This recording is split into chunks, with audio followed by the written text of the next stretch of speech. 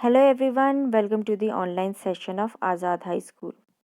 आज हम करेंगे क्लास थर्ड की इंग्लिश ग्रामर का चैप्टर नंबर 16 जिसका नाम है आर्टिकल्स। जो वर्ड ए, एन और दी हैं ये क्या कहलाते हैं? आर्टिकल्स कहलाते हैं। और इनको हमेशा फ्रेज में किसी नाउन के आगे या किसी सेंटेंस में किसी नाउन के आगे ही लगाया जाता है। ठीक है। ए और एन का हम इस्तेमाल कब करते हैं? ए और एन दोनों ही सिंगुलर और काउंटेबल नाउन के आगे ही लगता है। काउंटेबल नाउन जिनको गिन सकते हैं और सिंगुलर जो कोई एक ही चीज़ हो, उन्हीं के आगे हम ए और एन का इस्तेमाल करते हैं। हम कभी भी इसको किसी भी प्लूरल और अनकाउंटेबल नाउन के आगे नहीं यूज़ कर सकते हैं। किसको? ए और एन को। अब आपने इसमें ध्यान क्या रखना है? काउंटेबल नाउन क्या होते हैं? वह चीज़ें जिनको हम काउंट कर सकते हैं, और अनकाउंटेबल चीज़ें होती हैं वह चीज़ें जिनको हम गिन नहीं सकते, जैसे कि राइस, वाटर, लव या न्यूज़। ठीक है, इनको हम गिन नहीं सकते, तो इनके आगे ए और एन का इस्तेमाल नहीं होता है। नेक्स्ट दिया है एन का इस्तेमाल हम कहाँ करते हैं? एन का इस्तेमाल हम उन्हीं शब्दों के आगे करते हैं जो वॉवल की साउंड देते हों। ठीक है, जिनकी शुरुआत में जो लेटर है वो वॉवल की साउंड दे। अब वॉवल साउंड है क्या? हमें पता है इंग्लिश अल्फ़ाबेट में 5 वॉवल होते हैं। कौन से? ए, ई, आई, ओ, यू। तो कोई भी वर्ड अगर वॉवल की साउंड देता हुआ आपको लगे, जैसे कि अंकल, अंकल लिखने में तो यू से स्टार्ट होता है और यू क्या है? एक वॉवल है, बट आपने स्टार्ट किससे हो रहा है ये नहीं देखना, आपको बोलते समय वो कैसा लग रहा है हमें ये देखना है। अंकल, अगर हम इसको प्रोनाउंस कर रहे हैं तो हमें ये क्या लग रहा है? ए से स्टार्ट होता हुआ, अ यानी कि ए, राइट। तो ए भी क्या है? एक वॉवल है, इसलिए हमने एन अंकल लिखा। ठीक है। बट ऑनेस्ट, HONEST, इसको क्या पढ़ते हैं? ऑनेस्ट पढ़ते हैं, हॉनेस्ट नहीं पढ़ते हैं। तो हम इसको ऑनेस्ट पढ़ते हैं, तो ये साउंड करने में ओ से स्टार्ट हो रहा है, बट एक्चुअल में तो ये एच से होता है, और एच तो एक कॉन्सोनेंट है, बट बोलते टाइम ये ओ से लग रहा है कि स्टार्ट हो रहा है, इसलिए हम इसको as a vowel sound consider करते हैं। इसलिए इसके आगे क्या लगाते हैं? एन लगाते हैं। उसी प्रकार जो शब्द बोलते टाइम कॉन्सोनेंट की साउंड दे, उसके आगे हम ए लगाते हैं, यानी कि वॉवल को छोड़ के बाकी सारों के आगे हम ए लगाएंगे, राइट। जैसे कि यूनिवर्सिटी, यूनिवर्सिटी यू से स्टार्ट होता है, बट जब हम बोल रहे हैं तो यूनिवर्सिटी, य के लिए हम वाई सोचते हैं कि वाई है वो, ठीक है, यू नहीं है। इसीलिए यूनिवर्सिटी के आगे क्या लगता है? ए लगता है, क्योंकि वो प्रोनाउंस करते टाइम वाई वाली साउंड दे रहा है, और वाई एक कॉन्सोनेंट है, इसलिए हम इसके आगे ए का इस्तेमाल करते हैं। बाकी सब हैं जिराफ, जी से तो वो ए लगेगा, ट्री, ट यानी कि टी से, तो उसके आगे भी ए लगेगा। ठीक है, तो यही आपने ध्यान रखना है कि प्रोनाउंसिएशन में आपको पता लगाना है कि वो वॉवल की साउंड दे रहा है या कॉन्सोनेंट की, तो उसी को देखते हुए हमने ए और एन का प्रयोग करना है। आइए करते हैं एक्सरसाइज ए।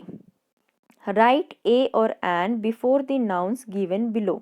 नंबर 1, ऑक्टोपस, ओ, तो क्या लगेगा? N octopus. नंबर 2, क्रैब, क, तो क्या लगेगा? अ क्रैब। नंबर 3, इंसेक्ट, ई, तो क्या लगेगा? An insect. नंबर 4, यूनिकॉर्न, य, तो क्या लगेगा? A unicorn. Number 5, a bangle. Number 6, an engine. Number 7, a uniform. Number 8, an onion. Number 9, an apple. Number 10, a flag. Number 11, an urn, अ से, अर्न पढ़ते हैं इसे, ठीक है। और नंबर 12 में आएगा एन आवर, ये भी आवर पढ़ते हैं इसको, हावर नहीं पढ़ते। ऑलराइट, अब हम पढ़ेंगे तीसरे आर्टिकल के बारे में, जो कि है दी। दी को भी हम नाउन के ही आगे इस्तेमाल करते हैं, ठीक है, जब हम किसी पर्टिकुलर चीज़ के बारे में बात कर रहे हों। ठीक है, जब हम किसी को किसी की तरफ इशारा करते हुए बताएं या पर्टिकुलरली किसी एक इंसान या चीज़ के बारे में बात करें तो उसके आगे दी लग जाता है। ठीक है। दूसरा दी कब लगता है? दी हमेशा उसके आगे लगेगा जो अपने ही काइंड का सिर्फ एक ही चीज़ है। जैसे कि सन, पूरे ब्रह्मांड में एक ही सन है, एक ही मून है, एक ही अर्थ है, एक ही पोल स्टार और एक ही आसमान है, तो इनके सबके आगे दी लगता है। ऑलराइट। और दी उस चीज़ के आगे, उस नाउन के आगे लगेगा जिसकी बात हम पहले कर चुके हैं। यानी कि आपको एक पैराग्राफ दिया है, एक सेंटेंस दिए हैं, तो पहले मैंने एक लड़के की बात की, तब उस लड़के के आगे ए लगाया, बट जब मैंने बाद में फिर से उस लड़के की बात करनी चाहिए तो अब मैं बॉय के आगे क्या लगाऊंगी? दी। ठीक है। तो जब हम किसी को बाद में भी उसके बारे में बात करते हैं तो दी लगा लेते हैं। ओके। नेक्स्ट, दी हम यूज़ करते हैं अगर कोई भी बात को हम स्पेसिफाई करें कि हम उसी के बारे में बात कर रहे हैं, यानी कि उस केस में हमें पता है कि हम, मतलब कि जो बोल रहा है उसको भी पता है और जो सुन रहा है, जिसको बता रहे हैं, उसको भी पता है कि वो कौन सी चीज़ है, कहाँ है और किस तरफ है, तब भी हम उस नाउन के आगे दी लगा सकते हैं। For example, Sunil kept the oranges in the fridge. अब मैंने बात कही कि सुनील ने ऑरेंजेस रखे हैं फ्रिज में, तो ये नोन सी बात है कि उसने अपने ही फ्रिज में रखे होंगे और पूरे घर में एक ही फ्रिज होगा, इसीलिए फ्रिज के आगे क्या लगा? दी फ्रिज, कि उसी पर्टिकुलर फ्रिज में जो उसके घर के अंदर है। ठीक है। तो ये चीज़ हम दी लगा सकते हैं।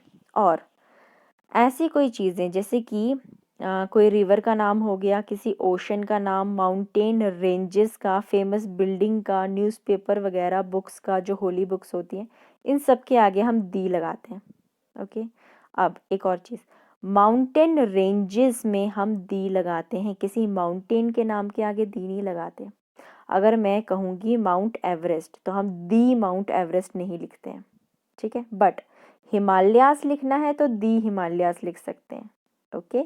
मतलब कि माउंटेन यानी कि एक पीक, एक पहाड़ का जो नाम है, जैसे कि माउंट एवरेस्ट एक पहाड़ है, ठीक है, तो उसके आगे दी नहीं लगता। बट बहुत सारे माउंटेन को जोड़ के हिमालयन की पूरी रेंज बनी है, इसलिए दी हिमालयास कहा जाता है।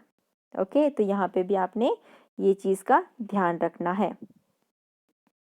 आइए अब हम करेंगे exercise B. Write a an and the wherever required and put a cross if no article is needed. A an और दी का हमने इस्तेमाल करना है, बट जहाँ पे आर्टिकल की ज़रूरत नहीं है हमने क्या लगा देना है? एक क्रॉस। तो आइए करते हैं। Number 1, a bear. Number 2, the Taj Mahal. Number 3, a banana. Number 4, the Bhagavad Gita. Number 5, smoke. Smoke कुछ नहीं है, राइट? ये कोई, मतलब कि ये तो नाउन ही नहीं है, तो इसके आगे क्या लगेगा? क्रॉस। Number 6, rain. ये भी कुछ नहीं है, तो इसके आगे भी क्रॉस लगेगा। Number 7, orange. ये एक नाउन है, ये एक चीज़ है, तो इसके क्या लगेगा? N orange. ठीक है। Number 8, sugar. अनकाउंटेबल चीज़, अनकाउंटेबल नाउन के आगे कोई आर्टिकल नहीं लगता, तो यहाँ पे भी क्रॉस लगेगा। Number 9, rice. ये भी अनकाउंटेबल है, यहाँ पे भी क्रॉस लगेगा। नंबर 10 है एप्रन, तो इसके आगे क्या लगाएंगे हम? N apron. एक्सरसाइज सी में फिलअप करो इसको सुटेबल आर्टिकल लगा के। ठीक है। तो सबसे पहले आएगा, the national flag of India is hoisted on national festivals. Number 2, the doctor who treated me gave me a chocolate. ठीक है। अब मैंने डॉक्टर के आगे दी क्यों लगाया? क्योंकि इसने कहा कि जिसने मेरा इलाज किया था, तो मतलब ये तो पता ही है कि किस डॉक्टर ने किया होगा, राइट? तो इसलिए इसके आगे क्या लगा? The. Number 3, Sonal opened the door to let the dog in. अब उसको पता है कि कौन सा दरवाज़ा खोला और कौन से कुत्ते को लाया है, तो इसके आगे भी दी लगा। Number 4, Suman saw an accident on the road. उसने कोई भी एक एक्सीडेंट देखा, पर कहाँ पे? उसी रोड पे, यानी कि रोड तो उसको पता है कि कौन सी है, तो इसलिए लगा the road. Number 5, that is Rohini, she is a police officer. Number 6, I can have an egg only as an omelette। दोनों के आगे एन लगेगा। Number 7, I took a taxi to go to the airport. Alright, इस तरीके से आपने articles को लिखना था। अब करेंगे एक्सरसाइज डी। रीराइट दी sentences using correct article. Correct article को लगा के आपने फिर से सेंटेंस लिखना है और वहाँ पे क्रॉस लगाना है जहाँ आर्टिकल की ज़रूरत नहीं है। ओके, तो आइए देखते हैं। Number 1, I can see a moon. Moon के आगे अ नहीं लगता, राइट? तो हम इसको ठीक करके लिखेंगे, I can see the moon through a window in my room, या दी विंडो इन माई रूम, कुछ भी लिख सकते हैं आप। Number 2, Joseph is wearing N yellow jacket. तो यहाँ पे एन नहीं लगेगा, क्या लगेगा? अ येलो जैकेट। तो इसको लिखेंगे आप फिर से, Joseph is wearing a yellow jacket. Number 3, the mister Gowda comes back from office at 7 PM।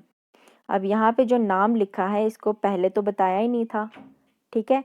तो फर्स्ट टाइम लिख रहे हैं तो इसके आगे दी तो लगेगा नहीं, तो यहाँ पे आप दी हटाएंगे और क्या लिखेंगे? Mister Gowda comes back from office at 7 PM। Number 4, can you please pass me a butter. Butter uncountable noun है, ठीक है? तो इसके आगे अ तो लग नहीं सकता, तो हम क्या लिखेंगे? Can you please pass me the butter, question mark.